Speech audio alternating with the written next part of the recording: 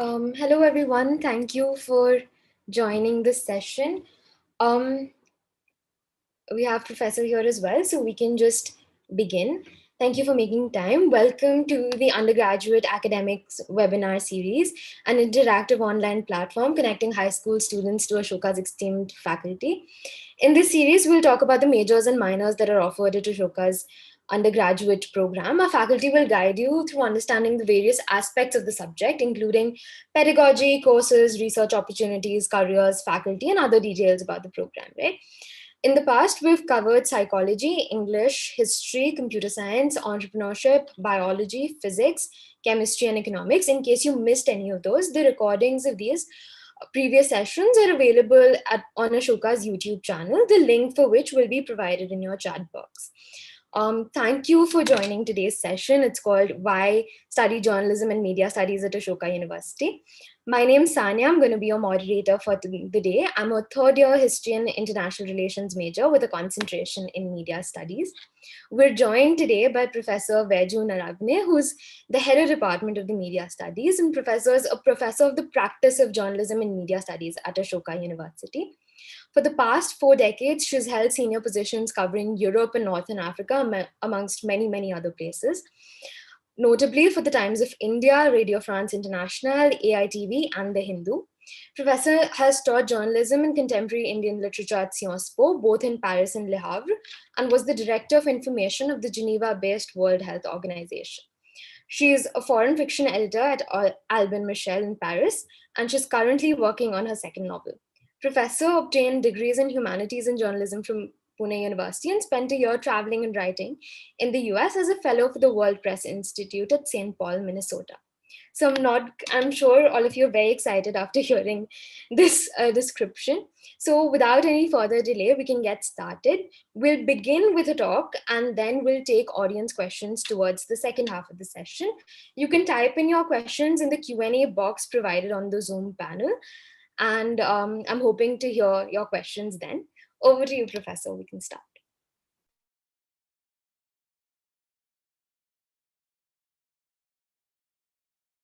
On. I hope my sound is on and I'm audible to everybody. So truly welcome to this session. And of course, I just wanted to say it's an exciting subject that we teach at Media Studies at Ashoka. It includes not just journalism, it includes film studies, it includes research on the media, it includes communication studies. So there are various sort of aspects to what we teach. So in order to give you a tiny little peep into what we do, we have a small video where members of my department are also featured.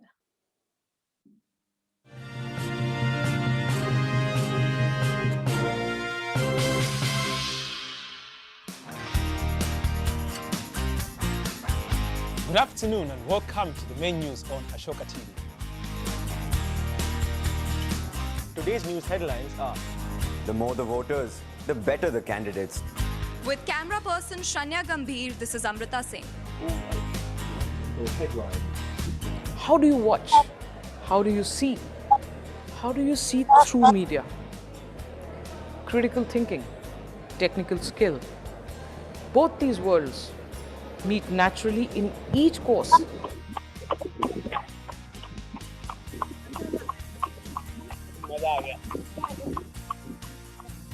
You learn how to make documentaries, shoot and edit programs, write articles, see your name in print. And you will also learn how to anchor shows. The Media Studies Department at Ashoka University gives all our students complete access.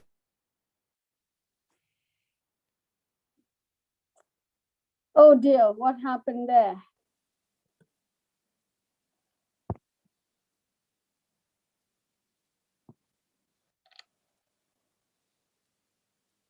Is there a problem, Sanya?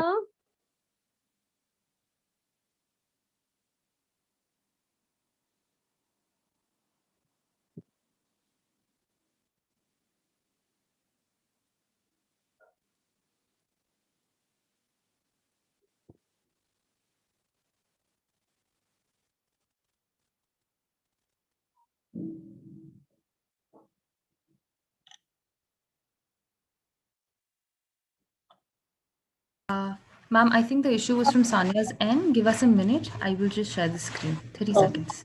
Thank you.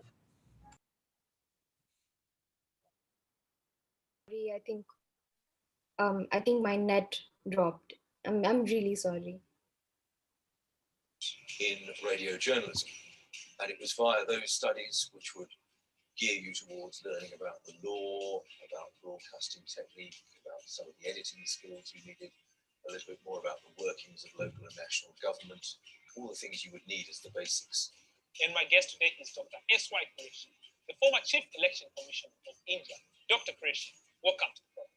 The smart edited snapshot of news with intelligent analysis and authoritative commentary. The convenient location of the Theka has caused the friction to continue growing between the locals of Asawarpur and Ashoka University.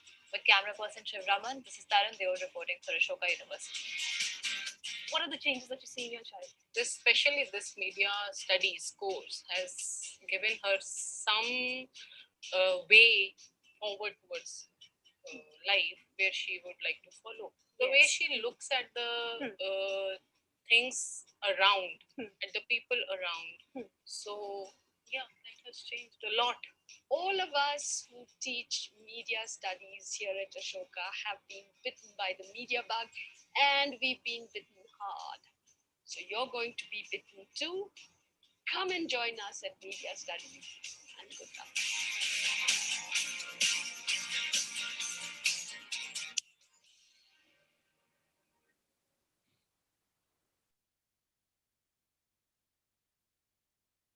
Well, I think that says rather a lot about internet facilities at the moment at Ashoka.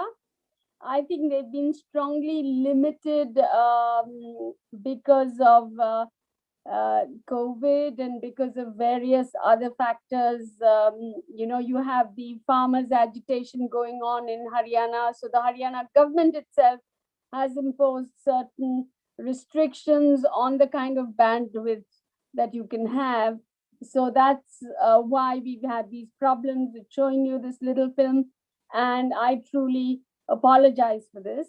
But when you come to Ashoka and when you start studying media studies, you'll be able to make these kinds of films for yourself, promos for your own career and for your own future. So I thought, I would just take you down and talk a little bit about myself, because my colleagues, and I think we met everybody, or did we not meet everybody, Sania, or did we jump things in the film? Professor, I don't think we met Professor Neha Dikshit. But I think apart from her, we met a lot of. We did meet Siddharth Dubey in the film. We did. Because I only got it in bits and pieces because there was quite a lot sort of missing. But anyway, just to talk about myself, since I've been asked to come here and tell you something also about my own career and how I finally was invited to Ashoka to set up the Department of Media Studies and to start a new, fresh Department of Media Studies. I've been a foreign correspondent almost all my life. And here what you see in the background is the ginormous building in Bucharest, which was built as a presidential palace by one of the worst dictators Europe has seen, who was called Ceausescu. And I was there in 1989 covering the Romanian Revolution. And these are pictures of me at that time talking to this man who was guarding, who was one of the various guards who were guarding this building, from rioters, from marauders, from all sorts of things. So that was kind of covering Romania, going to places where you had revolutions, changes. We'll just go to the next slide and we'll see what the kinds of subjects I covered. So the dismantling of communism. As you know, until 1989, The Soviet Union existed, and they had a whole block of countries which were part of the Soviet bloc, which was against the Western bloc of America and its European allies. And so I was recording the breakup of the Soviet Empire and what that meant, the redesigning of Europe, and of security treaties. So, NATO, which is the North Atlantic Treaty Organization, which groups something like 40 odd countries, including Turkey, is the now dominant, I would say, military pact. But against them at that time, you had the Warsaw Pact, and that has now been dissolved. So there were revolutions in Romania, in Poland. It should be Romania and not Romania, but anyway, as usual, I'm always pointing out at errors.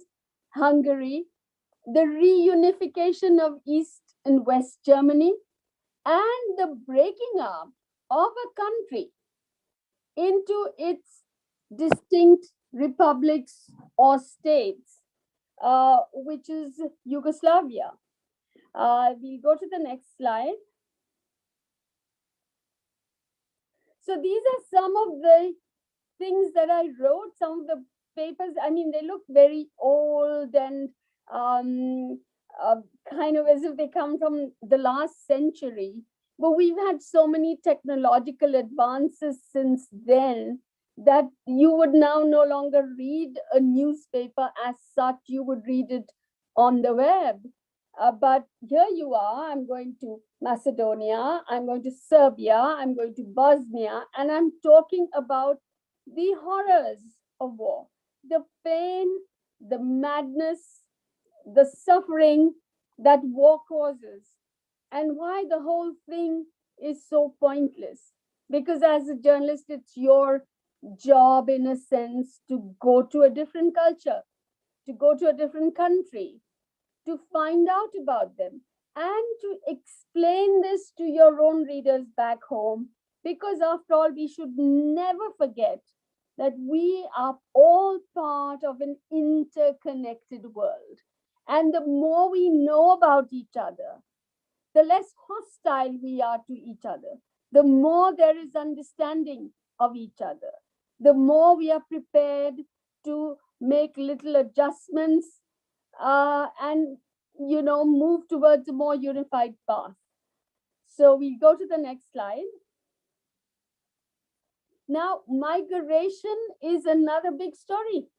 In India, we have all this noise being made about Bangladeshis coming over. Europe has had, ship after shipload of people coming, and a lot of them have died in the Mediterranean Sea. So I wrote this story on this tiny Italian island of Lampedusa, which really is the first point when you leave Africa to go towards Europe. And all these people leave on leaky boats. They paid, agents hundreds of thousands or whatever money they can find by selling their land or whatever it is. And if we go to the next slide.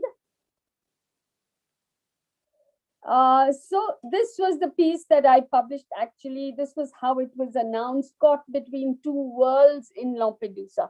They never quite made it to Europe. They had actually left Africa, and here they were drowning in the middle of the ocean. Now, journalism is something which teaches you humanity, it teaches you empathy. And I'll just tell you a small little story, because on Lampedusa Island, where I went to cover this story, they were fishing out all these black bodies from the sea, because the people who were on that capsized ship were all Africans. They were all poor Africans. And you had these bodies lined up on the beach. And I met two brothers. One was Giuseppe, who owned a fishing boat, and the other one was Salvatore, who had a refrigerated truck. So the one brother would go out and fish, the other brother would put the fish in his refrigerated truck and take it around the island to sell it to all these big shot hotels, because Lampedusa is not your resort for anybody. It's a very high end thing where tourists pay a lot of money to go there because the hotels are really quite exclusive. It's far from everywhere. And suddenly this island was being besieged by thousands of absolutely poor people. So Giuseppe told me that my boat was requisitioned to go and fetch bodies from the sea. And Salvatore says my truck was requisitioned as a makeshift morgue because it was a coal truck where they could stock the bodies. And they said, that's what our family business has become, that. But they were very sympathetic to the people who were dying on their shores. They were not against the migrants at all. They said, we understand that these people need to escape. We have to help them. And it was a story which haunted me for a long time. And parts of this story then found its way into a novel that I wrote afterwards. We go to the next slide. See, that's the kind of things, migration with repeated death. Death is one of those subjects which keeps cropping up when you talk about migration. They go in such boats. Look at the crowds in that boat. And these are the kind of boats that just sink. And most people in Africa don't know how to swim. Next slide. Okay, this is a radio interview that I have done because I've been a multimedia journalist. I've done television, radio, and written press. And I think one of the nicest things about journalism is that you get to meet all kinds of wonderful and extraordinary and ordinary but extraordinary people. And looking at this lady, you would just think, oh, maybe she's Chinese or Vietnamese or something like that. But she is actually a world famous woman. And do you know why? We go to the next slide. You see this little girl who is naked and running in the middle. She's naked and running because her clothes have been burnt off by the napalm bombs that the Americans dropped on Vietnam. And her name is Kim Phuc.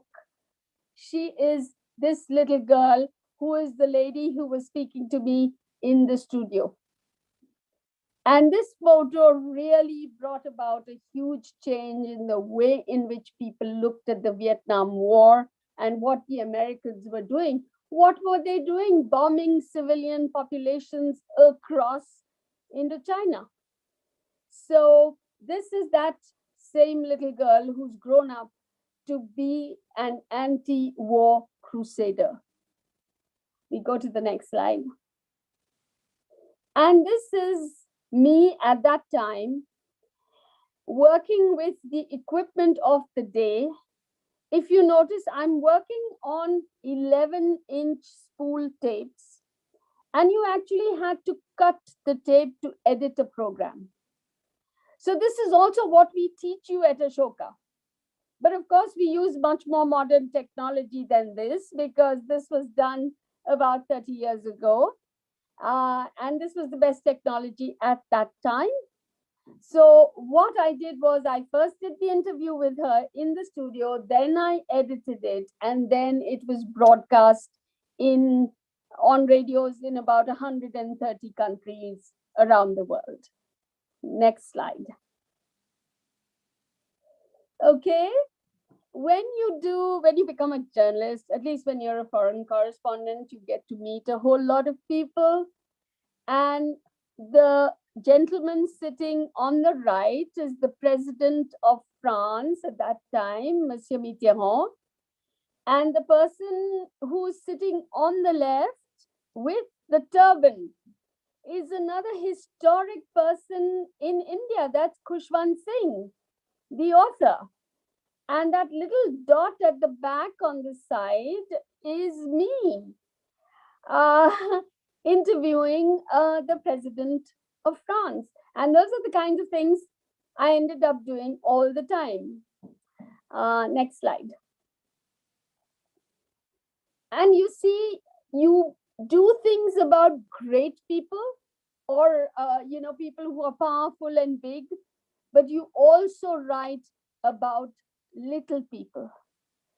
And this was an article about the poor in France, because France is a rich country, but it also has a lot of very poor people. And I met this woman, Veronique, who was going through the garbage bins looking for stuff. And she seemed very neatly dressed. So I started talking to her. And then she took me home to show me how she lived and how at night she put her clothes neatly under her mattress so that they would appear ironed the next day, because she couldn't afford the electricity to do the ironing. And she insisted on giving me coffee, but she did not have hot water. So because it was cold and she was using cold water to wash the coffee cup in which gave me coffee, it had a lingering aftertaste of grease and detergent. And that was the story of Veronique. And I stayed in touch with Veronique.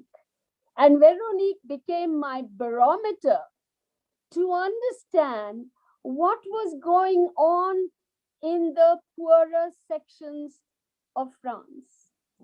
The next slide. Now, again, this is one of the first reviews written about Meera Nair's famous film, Salam Bombay. I met her at the Cannes Film Festival. You see, the nice thing about journalism also is that you get to travel so much. You go to far-flung places, you visit all kinds of different people, you meet fabulous and interesting people.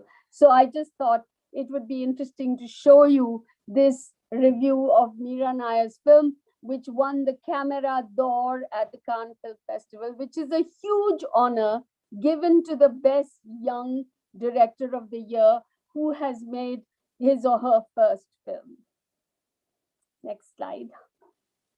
Okay, now we come to something more serious. Everybody has heard of those Charlie cartoons, those so-called anti-Islamic cartoons or anti-Islamic, depending on how you view the situation. And what I wanted to show you is that all these are covers that Charlie Hebdo has designed and published, and they are totally against any form of religious bigotry and religious control. So it's not just anti-Islam the way it's been described. They're anti-clerical. They are anti the Catholic Church.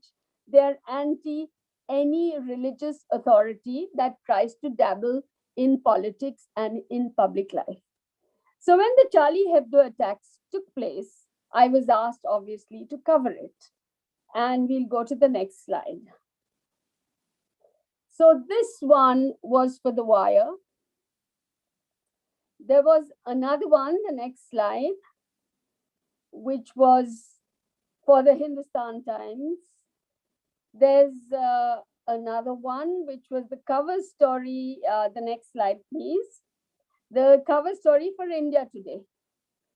And, within the space of about a week, you're writing 6, 8, 10 articles, and you're writing them for competing magazines and newspapers.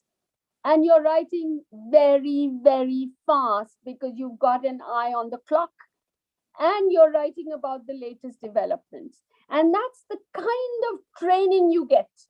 When you do journalism courses at Ashoka, that's what you learn how to do. You become reactive, you write well, you think well, you analyze well, and it gives you results which are sometimes very satisfying. Next slide. Okay, this was a big moment. You see the ship in the background there. It's a huge aircraft carrier owned by the French military, by the French Navy, called the Clemenceau. And there is an international treaty called the Treaty of Bâle, under which developed countries, that means the West, is not allowed to export toxic waste to underdeveloped countries. What the French were planning to do was to send this ginormous ship. I mean, I'm standing in front of it, but it's like almost a mile long because you have aircraft on it. They take off, they land. It carries about 100, was capable of carrying 126 aircraft on it at all times. So it's, I don't know, 15 stories high, and this was going to be sent to India, to Alang, to the Gujarat coast, to be dismantled because it cost too much money to destroy a ship in France. So they said, let's send it off to poor India, and the workers there will get all the asbestos, and they will be sick, and they'll get lung cancer. But do we care about that? No. All that we want is that the ship should be off our hands. It should go to India, and let them do whatever. I mean, if their workers fall sick, that's not our problem. And I felt that was deeply, deeply unfair. You could expect private people not to respect rules, but when governments have signed treaties, they had jolly well respect the treaties that they have signed. So I led a campaign against this, and it was called the Fight Over the Clemenceau. I received a lot of threats, a lot of phone calls at home offering me money to stop writing about this ship. But I decided no. And in the end, the Supreme Court told the ship to turn right back and go home. As a result, of course, I had to pay the price because my interview with President Chirac was cancelled.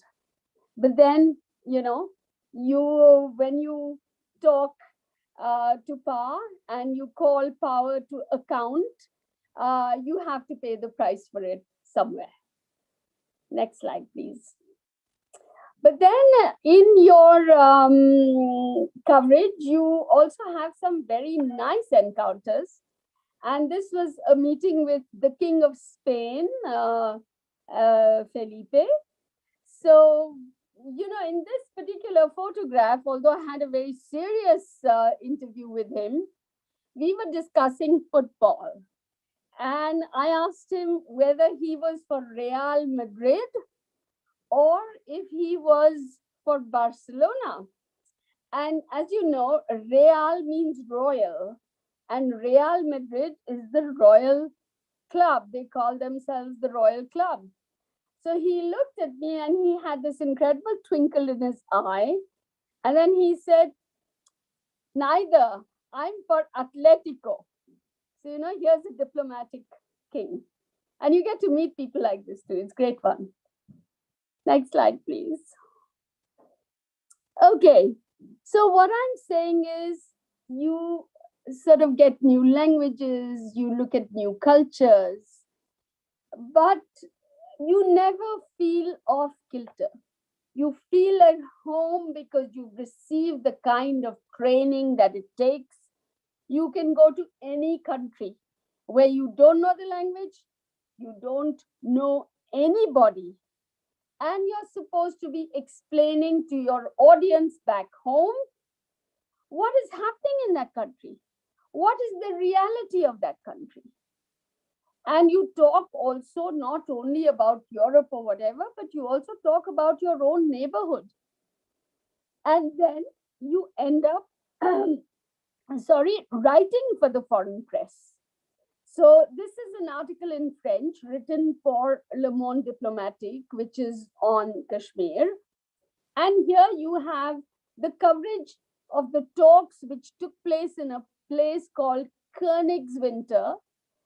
And it was where the Afghan war more or less came to an end, although it never came to an end. As you know, horrible things are happening in Afghanistan even today. Next slide, please.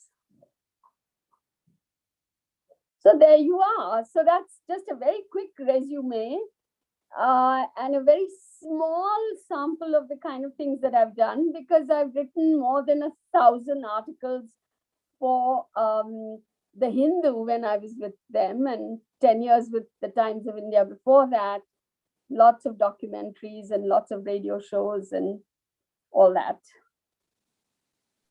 Thank you so much, Professor.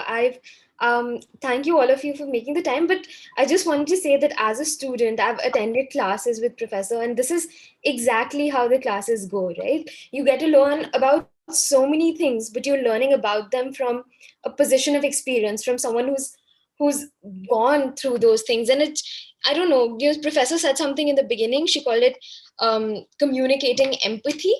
And I think that's exactly what happens. And that's just like a student's point of view to this entire, exercise of just studying at Ashoka.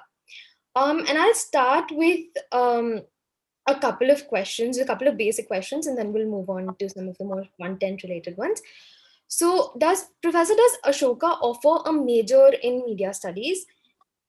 And so just adding on to that, what are the different programs one can do with media studies at Ashoka?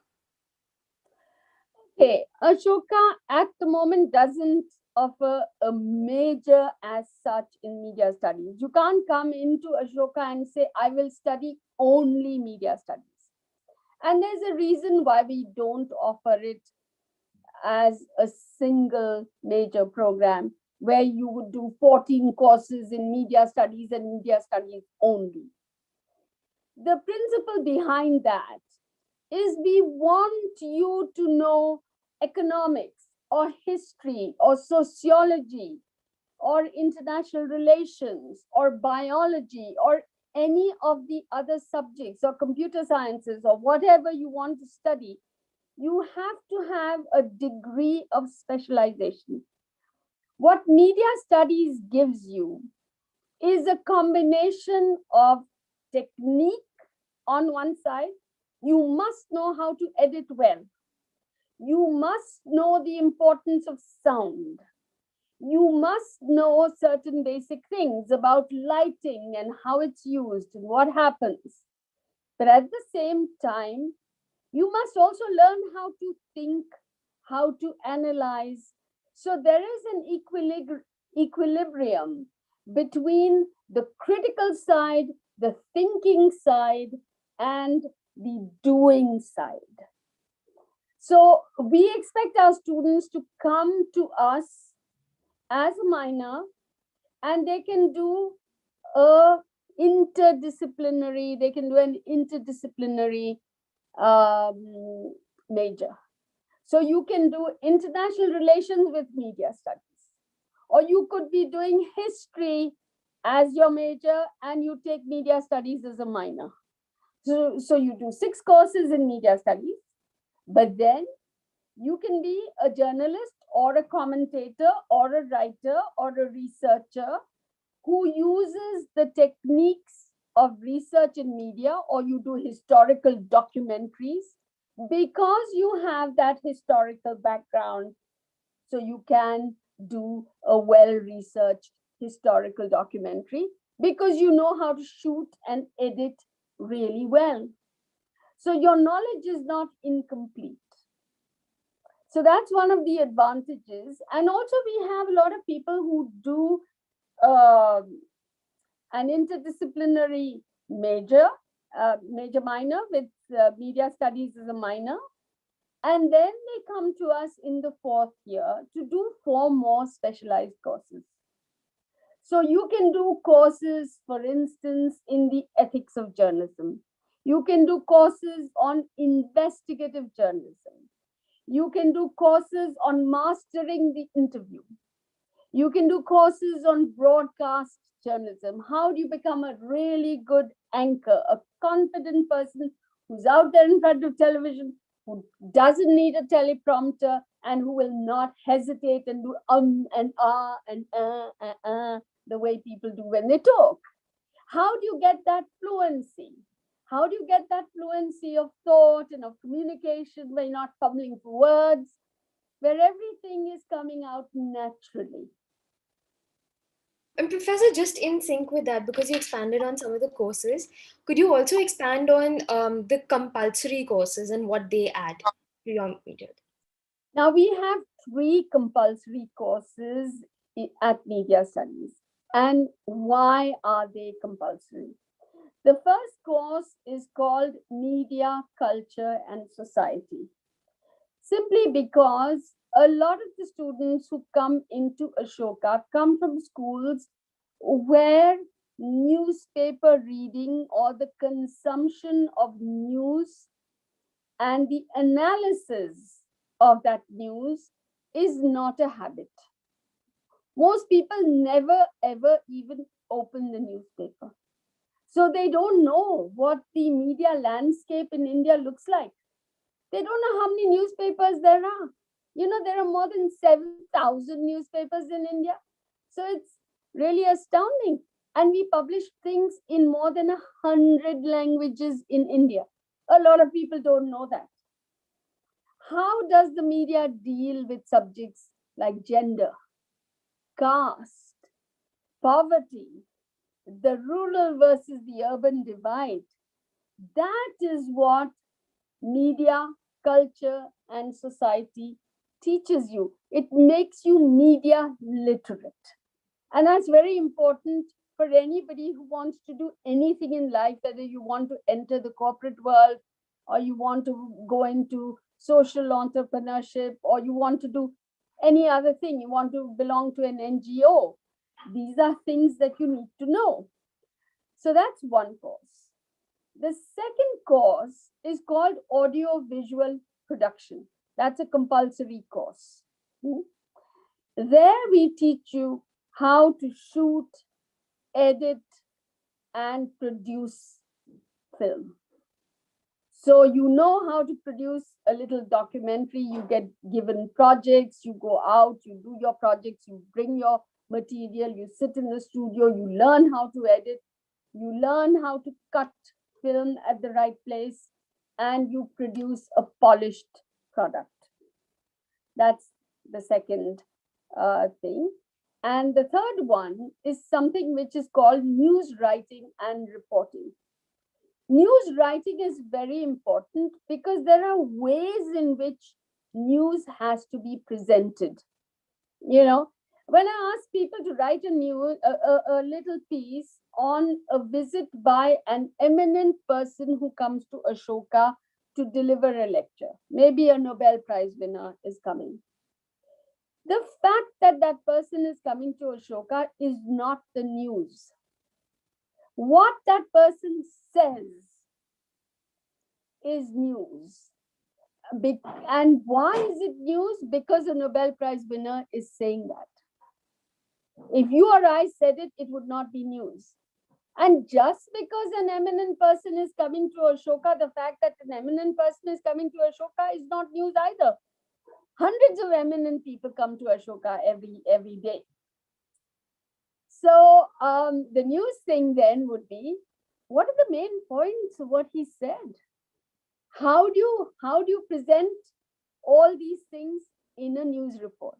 How do you make it interesting and engaging?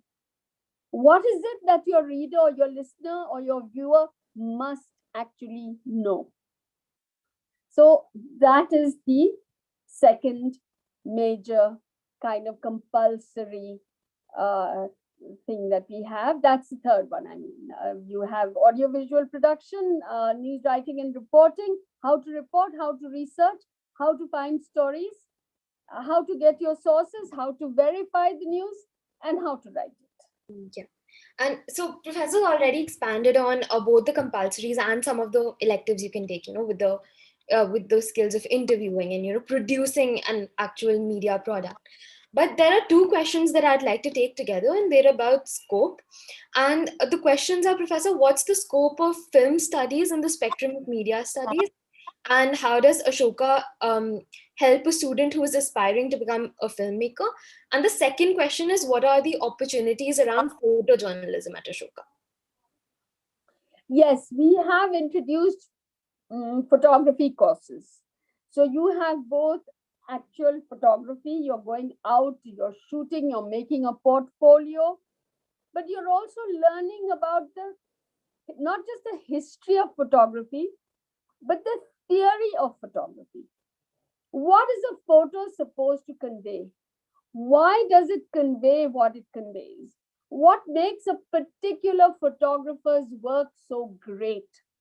Why do we talk about people like Ansel Adams or James Natchway or Henri Cartier-Bresson or Salgado or Raghu Rai or any of those, or Raghubir Singh as well, as great photographers? Why are their photos so different, so remarkable? What is it that they capture? And we give you the theory behind that particular moment, which is the right moment when you click, you know. So it's very, very interesting. We look at photos that have changed the world. There are several. That Napalm girl photo that I showed you, it was one of those photographs which changed the world's perception of the Vietnam War. And it turned the tide against the war in the United States itself. People started demonstrating against the war. So, we do teach you photojournalism, but we also teach you things like commercial photography, industrial photography, just in case you're interested in a career in photography.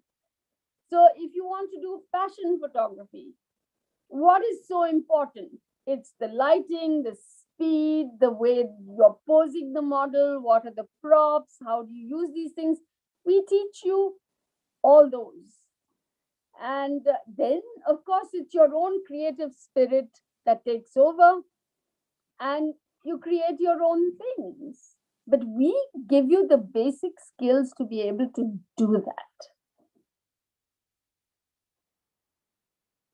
Adding on to that, there was a question about filmmaking as well. So if you could elaborate.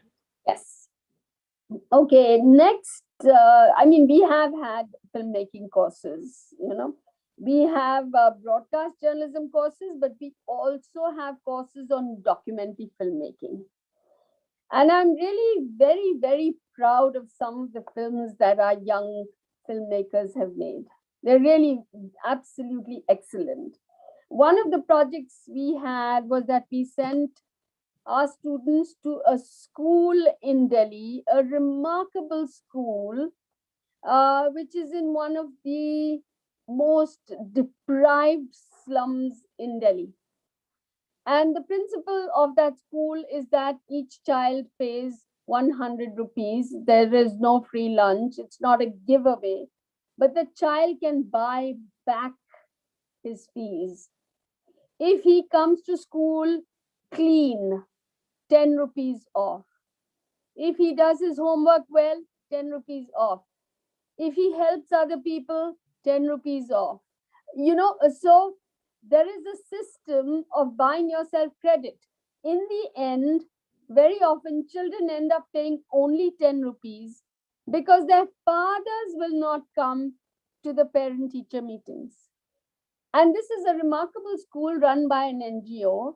And we sent 4 teams of our students, and they made 4 absolutely remarkable films, which we then we gifted those films to the school to use as publicity products to get more money for the school to get more funding so that they could have computers and robotics and all that for these slum children who cannot afford anything.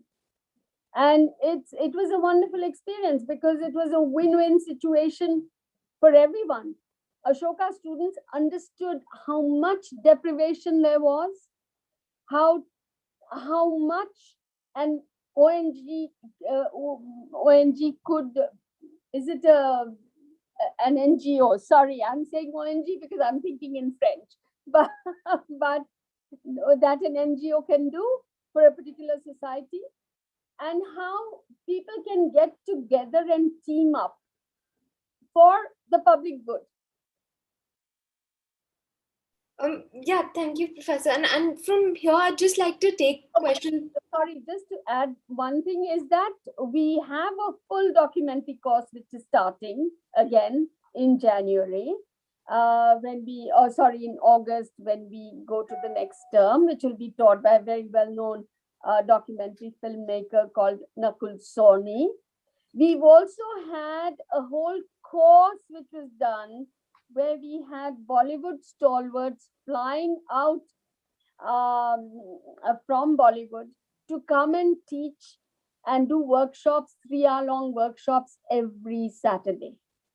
And so they taught script writing, music, the use of music, the backgrounding, the work of camera, all that. And this was done with Anupama Chopra, who, as you know, runs the Film Companion. And she's the wife of Vidhu Vinod Chopra, who directed Three Idiots and who has produced all sorts of other films. So we have a great connection with Bollywood. And we send interns to the Film Companion. So a lot of our students have gone to Bombay, who live in Bombay, have been taken in as interns by her. So we also teach you reviewing and being a film critic. Yeah, Professor, just because you touched upon like internships, I wanted to take the next two questions about translating what you learn in class and into a professional field. So there's one question about what are some of the internship opportunities that students get once they study media studies at Ashoka?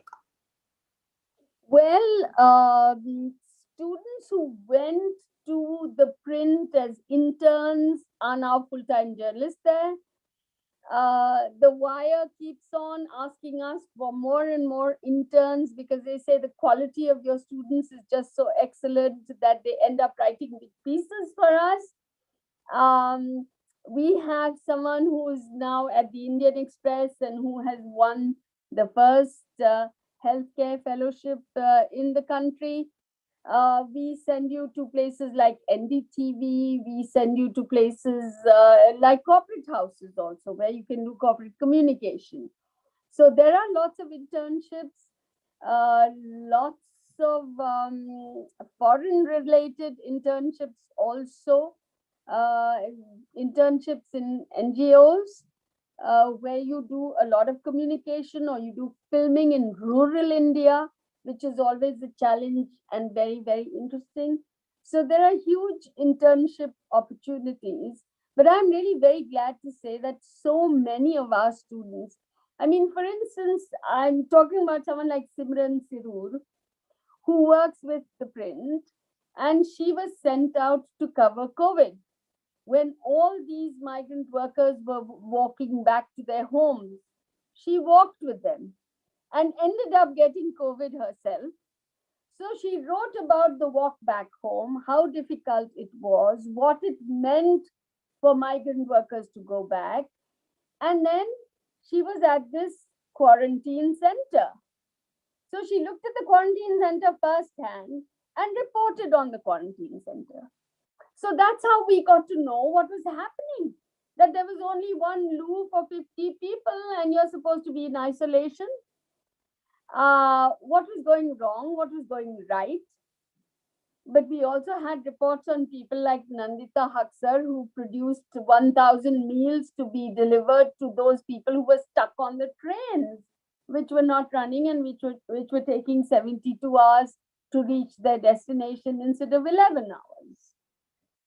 So you've had things like that happening, some very lovely and very positive things happening.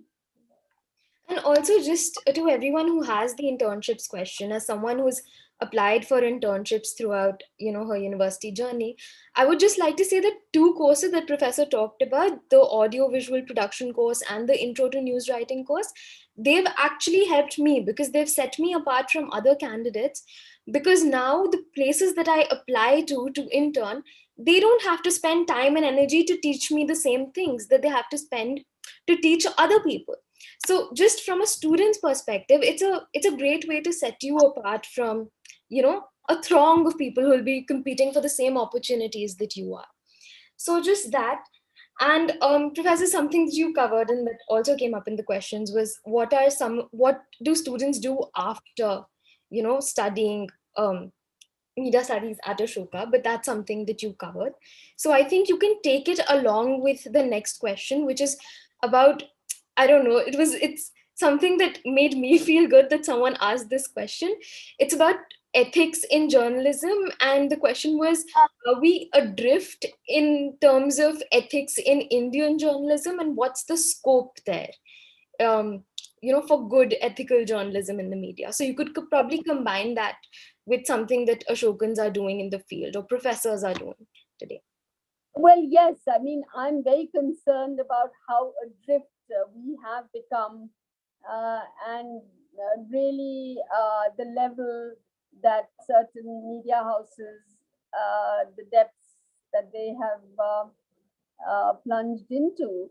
So I'm very upset and quite worried about that. And one of our aims really is to teach ethics, to teach the history of journalism. You know that in the freedom movement in India, journalism was so important. Gandhi himself reached the masses through all his publications, Young India, various other newspapers and weeklies that he published. Bal Gangadhar Tilak was the person who founded institutions like the Kesri and Sakal in the Kesri and the Maratha in Pune. You've had absolutely great journalists like Dadabhai Naroji, who was linked to the Bombay Chronicle and the Free Press Journal, Sadanand, who was one of the great precursors. Of course, you have the Hindu, which was born as an organ of opposition to British colonialism. So, why has the Indian press drifted so far away from those moorings, which were very strong and genuinely nationalist moorings? What is happening today is not genuine nationalism. I don't dislike the word nationalism anyway. It is not even genuine patriotism. People are being manipulated in the name of nationalism, and several media houses, in my view, are playing the game by pointing fingers at so and so and so and so and calling them anti-national just because they do not happen to agree with what the government might be thinking. Now, that is very bad for a democracy. We need all kinds of expressions of voices. We need a plurality of voices. We need a plurality of ideas. But we need civilized discourse along with it. I don't want any name calling.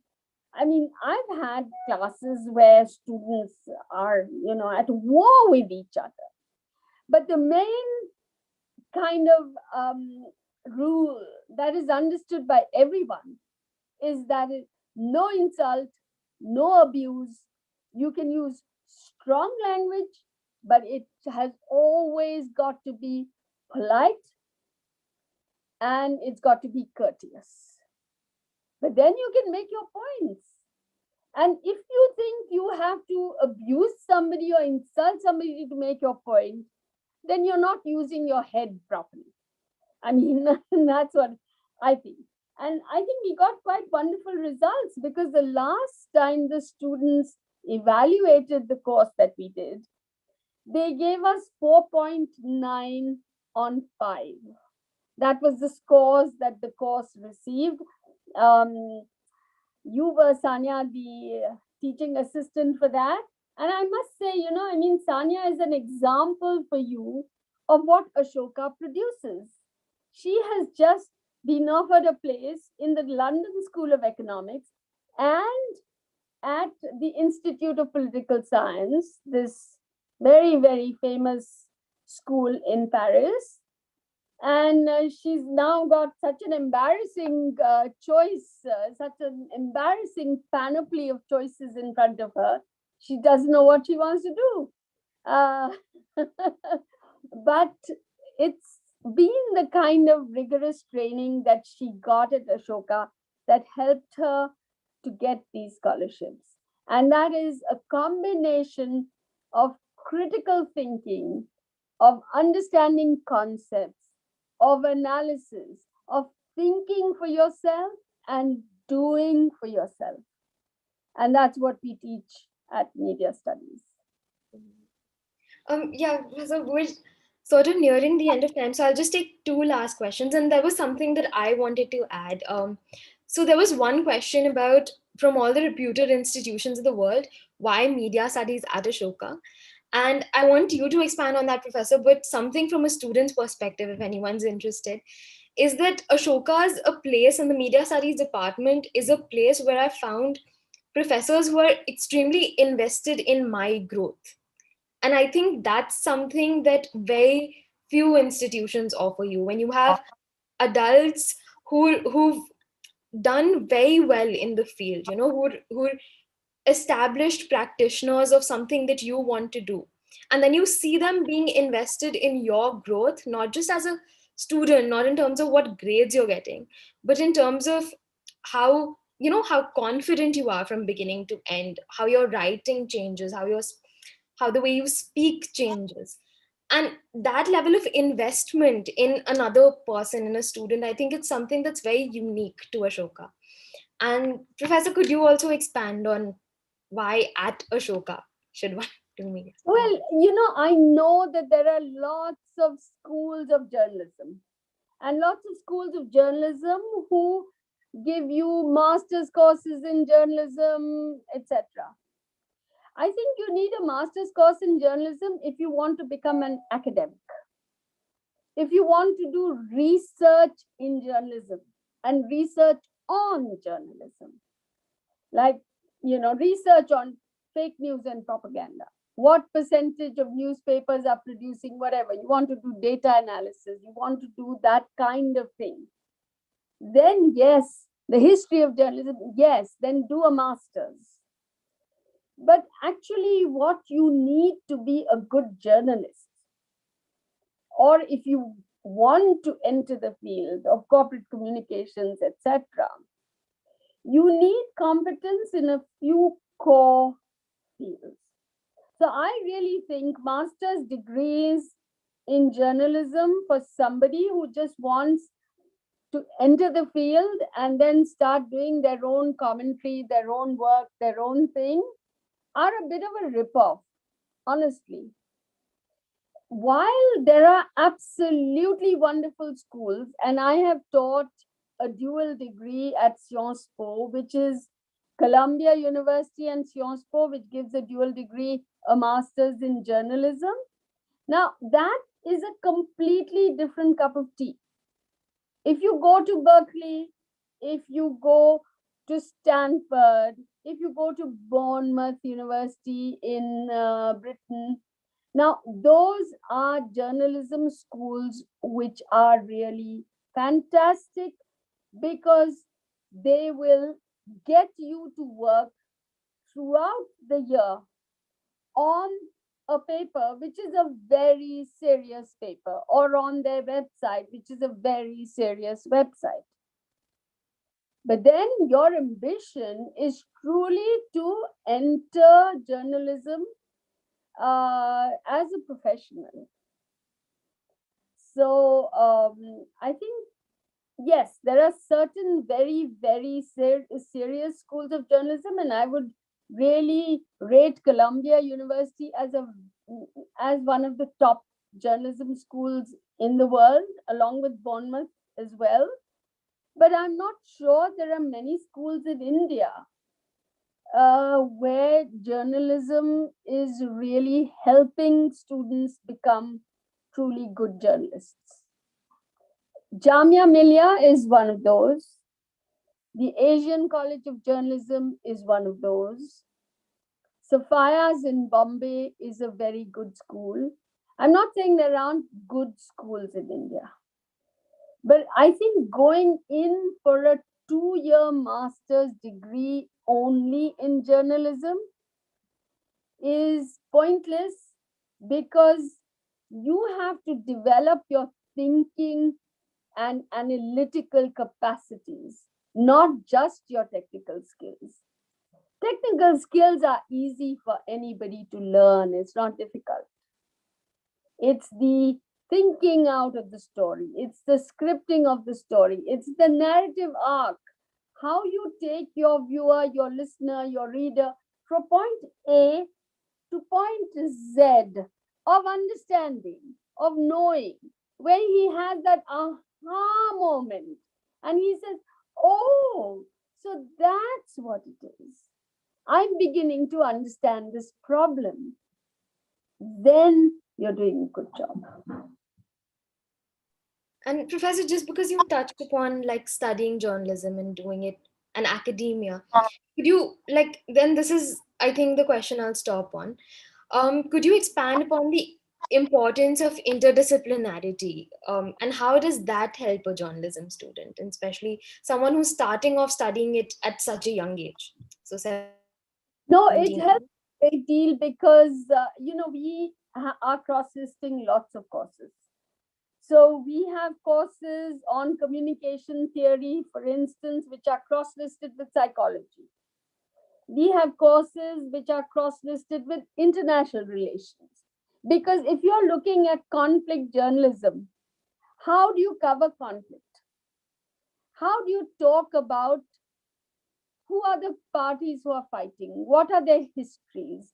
How far back do you need to understand the history of people who are engaged in war? If you just think of India and Pakistan, and then you'll understand that unless you think of 1947, but before 1947, unless you think of the votes in the 1930s and the birth of the Muslim League and what followed after that, you will not be able to understand properly the conflict situation between India and Pakistan today. So, this is what interdisciplinarity helps you do, because international relations will tell you that. History will give you that background that you need to know. So it's psychology, computer sciences. We teach our student journalists, how to do data mining. So they must know Python, they must know R, they must know how to flip photographs to find out whether it's fake news or not. They must be able to scrape the internet to get at real facts. And you can do that if you are able to analyze data. So we have courses which intersect with something called data-driven journalism is a course that we give, which is also taught by computer sciences jointly. And and thank you so much for those answers, Professor. And just to sort of again give my 2 cents. One thing that journalism, like studying media studies or journalism at Ashoka has enabled me to do is separate fact from fluff.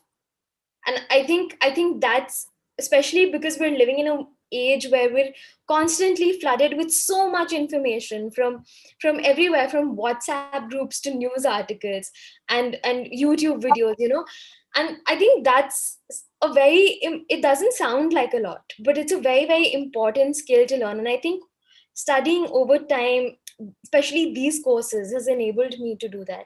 And that was just my bit on it. But thank you so much, Professor. Thank you, everyone who joined in today. We hope that this webinar was helpful for you to both understanding journalism in general, why it's so lucrative, and understanding Ashoka's interdisciplinary journalism and media studies program. Just a couple of last points to wrap up today's session. We'd be grateful if you could please take a minute to share your feedback with us. The link to the feedback form is provided in the chat box. We would like to invite you for a question answer session on Thursday, the 11th of March, with the admissions team. And we hope that that's helpful for you. You can, like, lastly, I would like to inform you that the registration link for this is also provided in the chat box. The round 3 applicants for the applications for the undergraduate program are open. The last date to submit your application to this round is 14th of March 2021. You can start your application at apply.ashoka.edu.in, and please visit our website for complete details of the admissions process and timeline. If you have any further queries and would like to know more about Ashoka's unique and interdisciplinary undergraduate program, you can write to us at apply@ashoka.edu.in or call on the number that you see provided on the screen. We'll be happy to help you out. I hope this was as interesting for you as it was for me. And yeah, I hope a lot of you apply. Thank you.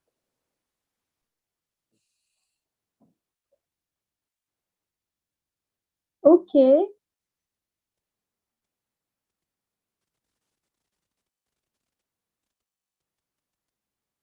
Was that all right? Is anyone there? Parul or anyone?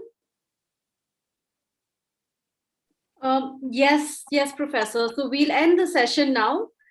We can just leave the slide up for a couple of minutes so that anybody who wants to take down these numbers or the email ID, they can do that. Thank you so much, Professor. It was all right, Parul? Yes, Professor. We're still live, but we'll close it in a minute. Yeah. Hello.